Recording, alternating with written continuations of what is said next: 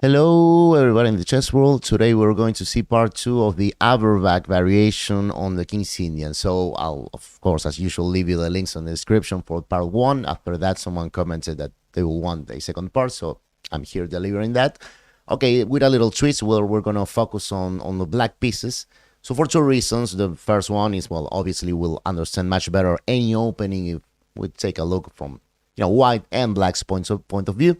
But the second is just well, honesty. I mean, this one line that I play with both colors, so I had to study it with both colors. So first, a really quick recap of what happened on part 1. Okay, the Averbach variation. I show you this white lane against the King's Indian with bishop on e2 and bishop on g5. So yeah, the basics I already showed them on that video.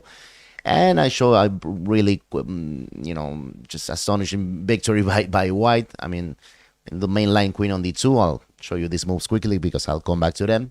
But basically, I show you a mistake by black. In this position, black played the awful bishop on g4 after f3 and bishop on c8. White had a free hand to play long castles, attack with g4 and h4, and they won almost a miniature. So the correct move, as I said in that video, was knight on e4. We'll come back to this because this will be our main position. This will be what I want to show you this time from black's point of view. But before, let us just go back to our main position so I can show you. Well, in case you like to play this with black, I should show you some alternatives for white, just for you to know what to play in case they just don't go into this total main line. So I show you c5 after this starting position of the Averbach variation, c5, d5, and e6, classical pawn break in the center. And queen on d2 is the main move. Again, this is what's going to lead us to our feature position, but right here, I want to show you alternatives. White could, instead of playing queen on d2, play knight on f3 or even d takes e6. These are, playable moves. So, really quickly, if d takes e6, normally we just recapture with the bishop. And queen on d2, again, this typical battery of queen and bishop. Well, we go knight on c6, and we're trying to go for a quick knight on d4. Try to have a strong, post on d4. So, knight on f3. We can include this queen on b6. Remember, usually white wouldn't want to go into lines like queen takes e6. Rook a8 will give us more than enough compensation for that. But, well, we'll see more normal like castles. And knight on d4, I've seen just one game with this move. White exchange, and, well, before playing knight on d5, they included this bishop takes on f6. Bishop takes and knight on d5. Black continue with bishop takes on d5, c takes, rook a c8, and after bishop on d3, rook on c5. Okay, this position is just equal. We can see that there are, just opposite color bishops, so just satisfactory for us for black. This is one of the lines you can play. If you wanted to play for something more, trying to win the game, well, you can search for other lines. This is already fine for us. So going back, knight on f3 is the most played move instead of the main line queen on d2. Of course, we're going to just capture in the center. And this time we're going to focus in the opposite recapture, as c takes d5, more like a modern Benoni. Because, well, e takes d5, we'll just trying to transpose into what's going to be our main position that I'll show you next to this. Queen on b6, let us say queen on d2, bishop on f5, knight on h4. We're transposing into our main line, which is going to be at the end of this video. So, going back, again, this is just for the sake of, in case you like to play this, I just want to show you what to play in case, white chooses this alternative moves instead of queen on d2.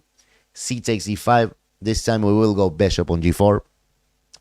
And, well, if a normal play like castles, rook e8, h3, bishop takes, and knight on bd7, there's not much more to say. This is a normal kind of Benoni-like position. We're fine with black. This is playable, of course, for white as well, but we're fine. So I saw this try here instead of castles, knight on d2. Again, interesting. We should just exchange those bishops and, well, normal chess, but I think we should include this h6 first. And bishop on h4. Now knight bd7. We force this, dark square bishop to define the diagonal. It's not bad. We also have some air for the king, so this is the kind of position where the inclusion of h6 is, usually positive for us with black. And let us say castles a6, a4 preventing b5, rook e8 is a normal game. I think I saw a position in which, while white went for f4, black went for queen c7 and c4, rook b8 trying to play b5. Again, you'll see what to play in a real game, but yeah, here we already have achieved, normal position, pretty comfortable with black. So let us go finally to the main thing that I wanted to show you. So here the main line, as I showed in part 1, the Averbach variation with the white pieces, is queen d2. This is a total main line. So this typical battery of queen and bishop. And I show you e takes d5, e takes d5. And now this is a really important detail, because I show you queen on b6, and before going to what I show you what I mean here, instead of this mistake, we'll play correct knight on e4. Wait, let us wait a little bit, because I show you queen b6 like that, just so, okay, this is the main line, let us go on. Now I want to explain why this is the main line, and it's funny because it's just a matter of trial and error. The thing is, queen b6 is not the most natural move here for black. I mean, just activating the queen. Okay, we're unpinning the knight on f6, but that's all. We will, much more natural seems to be to play a6, rook e8, knight b7. So why it is queen on b6? Well, because other moves just fail. Usually black was drawing by miracle or losing. So I'm going to illustrate this really easily.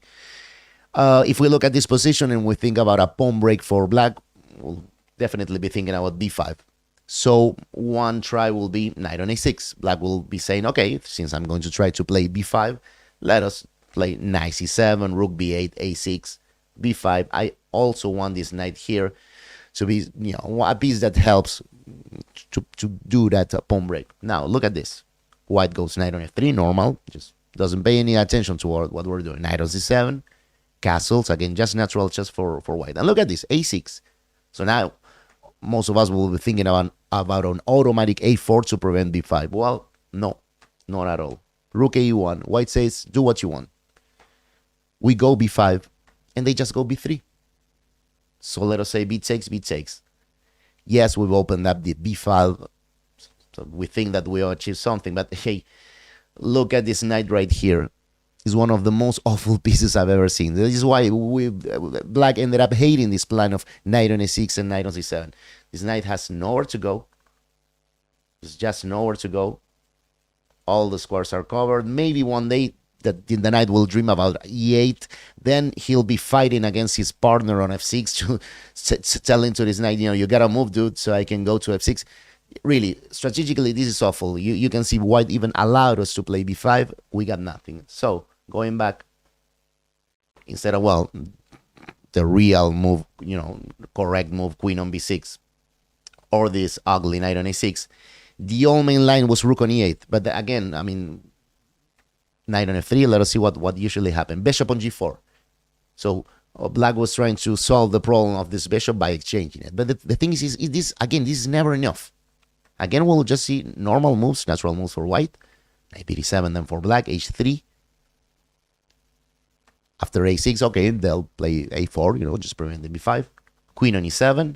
This is again from Pausethevideoandthink. Pausethevideoandthink was, during the 60s, 70s, and 80s, everyone was playing the Averbach variation with white because they saw that black is at best just begging for a draw and not even getting it, because look at this.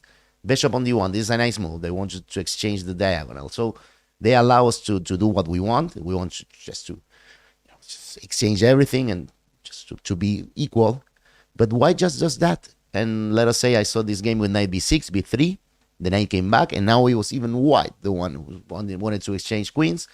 And in these positions, again, it's like black is at best begging for a draw, but a draw that usually doesn't come. I mean, white has space of advantage of space, clearly, and the pair of bishops. And they have pawn breaks, b4, and even g4, getting this king right here. It's too much advantage. Usually a6, even if they don't play b6.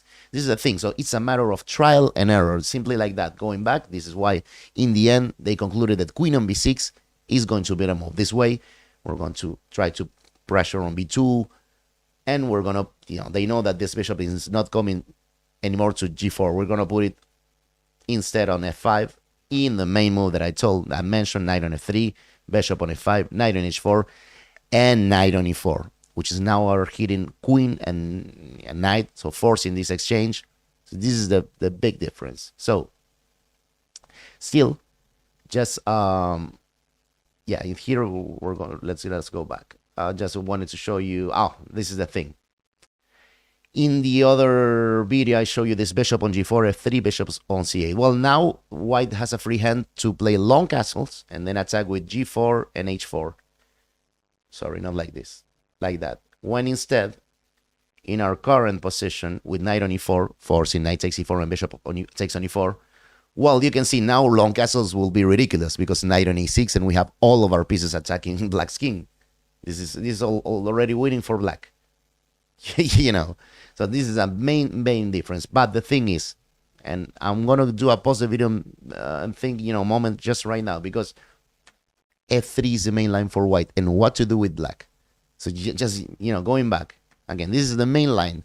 So forget about the fact that I'm mentioning all the theoretical moves. I don't know if you know it or not. If you do, let's play. Let us pretend that you don't.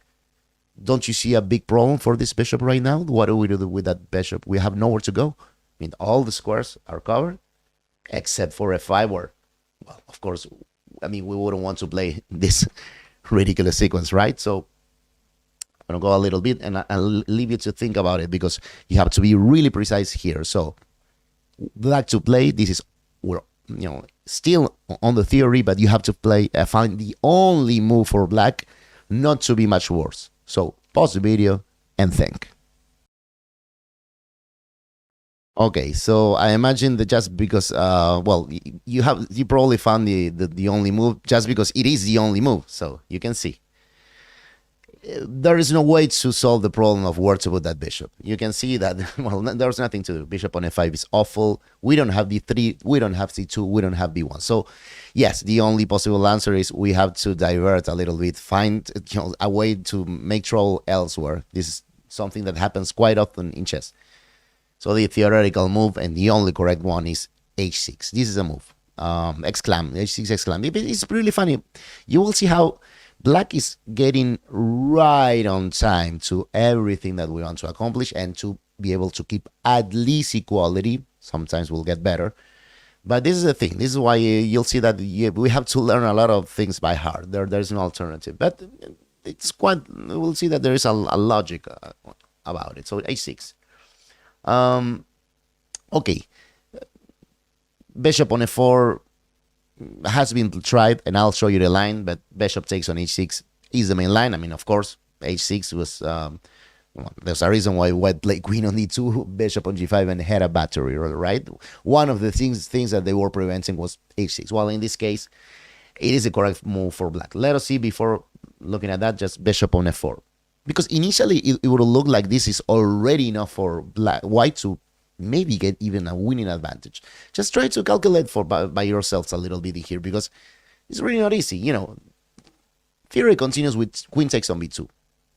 Queen takes b2, bishop takes on b2. Again, you know, on a first glance, we think, okay, we're hitting the rook, so we're solving the problem of our light square bishop having no safe house, let us say. And, well, thanks to that bishop, we're controlling this. There is no rook ab1, you know, hitting both bishops. But what about king d2? Because white is saying, okay, I'll give you the exchange. Certainly, we'll take it. But now there's big trouble, because, yeah, we won the exchange. But once again, what do we do with the bishop? If we play the natural and seemingly only move bishop on f5, thinking, hey, we took the exchange, okay, you can double my pawns on f5, but I took an exchange. Well, they will, and then they'll have this move. They'll take another pawn, they'll threaten to recover the exchange, they'll hit the pawn on c5. This is certainly not a good position for us. Let us say, I don't know, you know, rook e8, just bishop takes on c5. I mean, white is much better here. So, again, and, you know, the pair of bishops, an extra pawn. I mean, it's like, okay, there is an exchange, but, I mean, those bishops look much better than a rook right here. So, really, again, you have to learn the lines. In this position, the only move is not bishop on f5. This is a big mistake. The only move is to take advantage of the fact that the bishop is on f4. So we have a fourchette here. So that means that, with bishop on f5, we're giving white everything they want. They'll get rid of one of the pieces that is, a victim of this fourchette. Because of all of these reasons, you have to know that bishop takes e5. That is the right move, because after cd, now we have g5. And it's true that there is bishop takes on d6 in this line anyway, but we are going to give back the exchange. Pawn takes, bishop takes, and king takes. Rook b1, b6. I mean, look at the difference. Now we have an extra pawn. Okay, it's a maybe sort of ugly pawn on h4. Not so ugly, actually, because it's opposite to white's bishop. But here we are actually better. So, I mean, this is objectively we are better. We're just going to finish up development. We'll be up on up. It's a slight maybe going on clear advantage. Hard to say, but this the right position. So, hey, these details are not so easy. I mean, on a real game, I think I would have played bishop on f5 here, blitzed out that move. When bishop takes e5 is really much more different. So finally, let us go to our main line. Finally, the main line is bishop takes on h6. And you'll find how pretty are the details. Because here, we play bishop takes on h6, queen takes h6. And now we understand why we included that h6 move. We're deviating the queen from the control of this square. So after queen takes b2, hitting the rook and castles, well, finally we found a safe place for our bishop on c2. If the queen were still on d2, we'll have all of these ugly pins. We wouldn't be able to play this. We will still have the problem of what to do with this bishop right here. But now it's different, because now we simply have this. I mean, now a move like queen d2 insisting on the same thing. I mean, we have just simply the check. So again, right on time, everything we do with black. So you have to learn this by heart, but understand why. Because there's basically a sequence of 6 or 7 only moves for black. It's really important. Finally, to show you what cool, follow up in such position. Okay, I saw this game with f4. Of course, white is just going for the attack with f5. Just going to, trying to hit our king. This classical, they have queen, knight, and rook attacking here. We will want to run back with the queen to protect our king. Since we're going to do that, of course, this GM played first queen on d4 check. Just, forcing white's king to be a little more far away from the center, and then coming back to g7 to defend the position. White obviously did not want to exchange queens. They play queen g5. They want to insist on the attack. Rook on e8, hitting that bishop. Rook a1, and finally, as I said before, now this knight did not do this ridiculous loop in here and getting into this ugly square. The knight just waited for black to do more important stuff, and finally, by the time that it is developed, it goes to the right square, d7. Just looking at either f6, either e5, much more important squares. So the game followed f5. I mean, why not? White has to go for the attack. Rook e5. This is important. We're taking advantage of the spin right here. Of course, white reacted by unpinning with queen on d2. And finally, although at first glance it might be unpleasant, black did take on f5. And after the exchanges, well, it's true. I mean, we have this double pawn, and after rook on f1, we won't be able to protect that pawn. But simply knight on e5, we finally get a really cool, stable square in the middle for our knight. And after rook takes on f5, rook e8 came. This position is equal. Of course, do not be afraid of this. I mean, we have the knight that can block, just we're not losing our queen, let us say. And okay, this is just an sample of an example of a GM game with one like this.